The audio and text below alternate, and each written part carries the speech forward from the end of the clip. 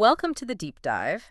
Today, we're really getting into some fascinating stuff from the earliest books of the Bible. We're exploring the different names used for God. Right. And our mission really is to see how these aren't just, different labels. They actually reveal different facets of God's character and his relationship with humanity. Yeah, it's a way to get a much richer picture. Exactly. And it starts right away, doesn't it? There's this kind of puzzle in Genesis. Chapter 1 mainly uses Elohim, but then bang, Genesis 2.4, it switches. Suddenly it's Yahweh Elohim. And that's not accidental.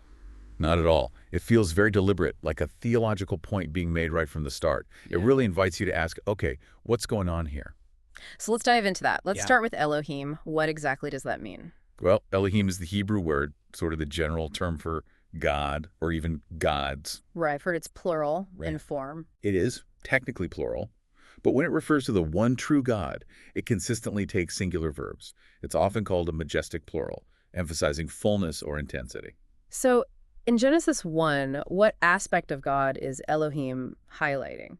It really emphasizes God's transcendence, his sheer power, his majesty as the sovereign creator.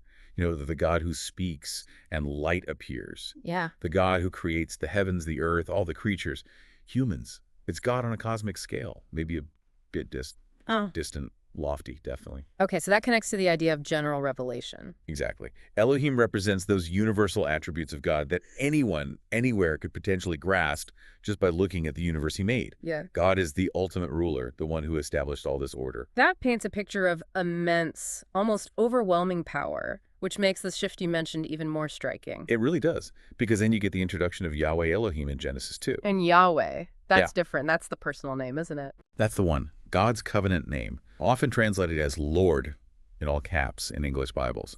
It means something like I am, W-H-O-I-M. It's deeply relational. It speaks of presence, of covenant. So why bring that in right there in Genesis 2? What changes?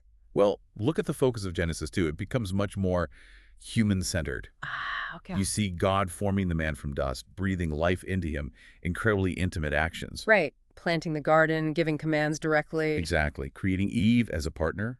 This is a God who gets involved, who interacts, who communicates directly. Is no longer just the cosmic creator, but the personal God entering into relationship. So that's moving from general revelation to special revelation. Precisely. God revealing himself more specifically, more personally, building that covenant connection. It's like you said, the contrast is stark and intentional. It really shows a progression. And it doesn't stop there, does it? The Bible introduces even more names as the story unfolds. Yes.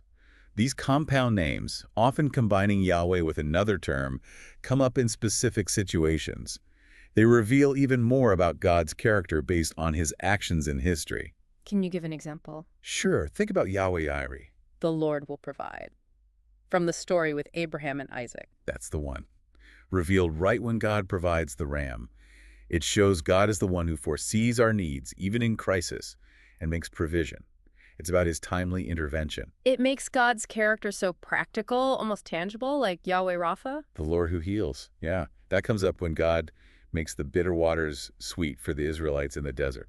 So it's about physical healing, but maybe more too. Definitely. It points to God's power to restore, whether it's physical health, spiritual brokenness, or even a contaminated situation like the water. He makes things right. He heals. These names really become anchors for faith, don't they? They absolutely do. Or take Yahweh Nisi. The Lord is my banner. After the battle against the Amalekites. Right? Proclaimed after a victory. It signifies that God is the source of our triumph, the standard under whom we fight and find protection. He gives the victory. So each name adds another layer, another reason to trust and worship. Exactly. Faith deepens through experiencing these different aspects of who God is. So really, when we see these names multiplying in the Bible, it's not just collecting titles, it's theology unfolding. It shows God's infinite character being revealed bit by bit, step by step through history. Responding to human need, drawing people closer. Yes. Deepening that relationship. Kind of maybe the name that brings it all together, especially for us, is Emmanuel. Ah, yes. God is with us. It encapsulates everything, doesn't it? That ultimate desire of God, not just to be known about, but to be with his people. Beautifully put. It's the culmination. So for you listening, maybe think about this. How deeply have you experienced these different facets of God's character? Beyond just knowing about Elohim, the creator, have you encountered Yahweh, the relational God? Do you know him as provider, healer, victor in your own life? It really encourages us to maybe dig deeper ourselves. The more you explore, the more you might discover about him, and the richer that connection can become.